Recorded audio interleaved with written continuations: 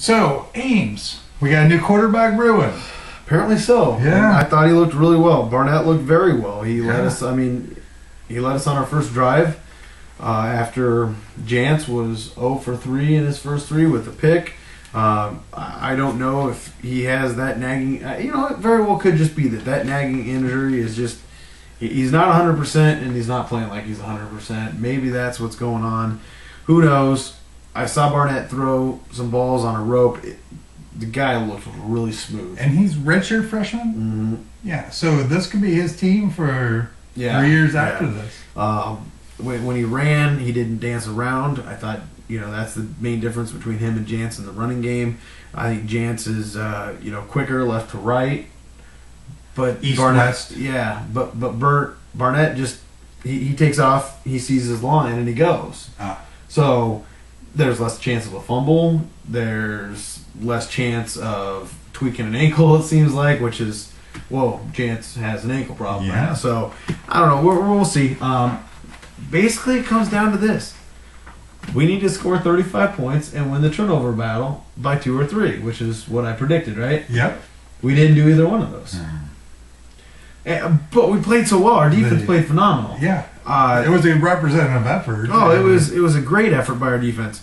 And everyone out there is going to agree with me. And if you don't, I can put it on that TV right there. Second half, I didn't have a problem with them at all. The Zebras were fine. In the second quarter, the Zebras absolutely killed our momentum over and over again. There were some issues with that. There were some causes. And normally, it's kind of like, let's bash on the refs. I think at the Baylor game, there were some issues there. For this game, there were some issues. I don't think there's been a whole bunch of issues throughout the year.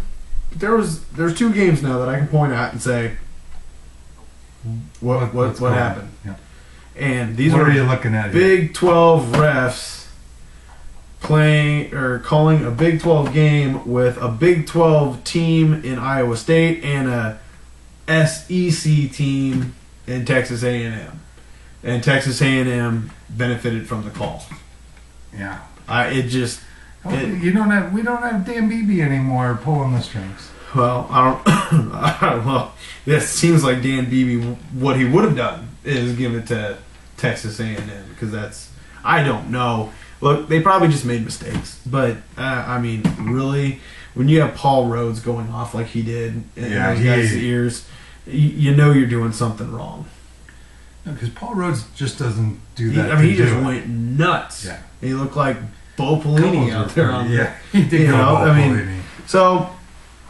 Yeah, hey, nothing against you officials out there. Even if you're a Sunday official, just officiating the park game. It was a bad second quarter for the officials. Yeah, we know we love officials, and everyone makes mistakes. Officials make mistakes. Officials make a lot of great calls as well, and especially when they go in our team's favors. Yes, when they go, and they get magnified when they go against. And we do have the benefit of watching that DVR 8 to 10 times. And boy, it was fun watching Rhodes out on the sideline. He was doing the Incredible Hulk out there. It was fun. He was going to bust a vein. I thought he was going to punch one of them, but then he started punching the ground or pointing at it, and I was like, thank goodness he didn't go and wind up on that guy. But he was mad. We didn't do the 2 things we needed to do to win. But we're doing this week, and you're predicting same result. You know what? I'll do it again. If we win the turnover battle by 2 to 3 or more, and we score over 35 points, we will win at Texas Tech. You think Texas Tech will have a letdown? Could. But it's at Texas Tech. If it was in Ames, I'd feel better. Speaking of, let's get on to the picks. What was Texas Tech? Were they 28-point underdog to Oklahoma? I don't know what it was, but they played just an unbelievable offensive effort in that first half. Simmered down a little bit in the second half, but that first half, it was almost like they made some. It was almost like they had the entire first half scripted prior to even showing up for the game. And they knew, they ran really well. And they've got that wide receiver that had like 3 touches in the first. He's fast. Yeah. You have to have that caliber of an athlete at wide receiver to outrun the DBs for Oklahoma, and he would find the seams and he would outrun them, and it was spectacular. Yeah, it really was. It was just it was impressive, very impressive. It made for a great night of college football because like for you to come home and the interesting ending to the Wisconsin-Michigan State game. That was crazy too. And which I don't think they should have overturned it. I don't have a dog in that fight, Wisconsin or Michigan State, but if the officials said they didn't think it made it, you got a camera angle that's not on the goal line; it's on the 2-yard line. I still thought he crossed from what I was seeing. I still felt like he crossed. It's one of those things where if they called it a touchdown right off the bat, I don't think you could have overturned and said he didn't make it in. I think you just should have went with what it was. But see, I think they made the call based on. To be honest with you, I think the rest probably didn't even know that the ball was caught until the guy was on the ground because they saw Wisconsin guys tackling him. Wow. Because when you're watching it in real time, it just looks like ball's up, ball's batted, and then a guy gets tackled. Yeah. And if you're a ref, the chances of you seeing that little ball, the ball actually get caught and where it was, they probably just saw the guy fall on the ground and they said, well, no, he's right here. Yeah. He didn't get in. It's like a Central Park mugging or something. So, I mean, I don't know. And then after that, you had the Oklahoma Texas Tech finish. Oh yeah, and then you had the interviews. you had the interviews. No way. We're gonna call it how we sees it. Yeah, interviews. Okay, so let's get on our picks. Awesome.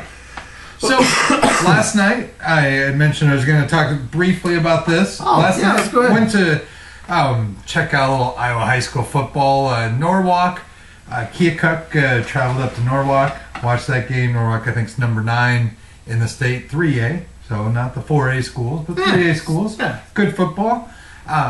Norwalk's got a kid plays defensive end, Garrett Gillen. I think you might see him at Iowa State roaming the campus, about 6'5", 240. We'll take him. He's a good-looking defensive end. He did look like he tweaked his ankle, tried to give it a go. Man, they were taping up that ankle hardcore, and you got to. Then he ended up sitting down, but I think he'd be good. So we're watching him. Keokuk, they've got a quarterback by the name of Vandenberg, and yes, he is related to James. Cold's still not totally gone. We didn't see his mom there at all, but I'm sure she was around there somewhere. And it was a good game. And overtime? Overtime. It went 27-27, overtime. Norwalk pulled it out 34-33. They play Pella next week on Monday. Good luck to them. Great season out of Keokuk, and those guys there. Very hard-fought game. You hate to see anyone lose. Keokuk lost on a miss. It's the end of a season. Yeah, you never extra point. I felt bad for that kid. That's a long bus ride home. Yeah. But good stuff. Let's get to our picks. And for those keeping track at home, I did go 2-1 last week. Steve went 3-0 again, so he's 16-7 on the year. I'm 10-13, 6-game lead into week 9. That's pretty impressive. Yeah, well, for somehow, it's probably because I'm not putting money down on it. If I put money down on it, I would be like 4 and whatever. 19. But since I'm not, I'm doing well. Probably be 3-20. I'll have the same effect. So let's start Iowa, Minnesota. It's at Minnesota. I was pretty upset that Iowa had to travel there twice, but they get Michigan State twice in a row at Iowa, so that's a good trade-off. I'm going Iowa 38-10. They get Floyd back. That's about all I gotta say. Maybe Mikhail McCall is healed enough. He might see some action at some point.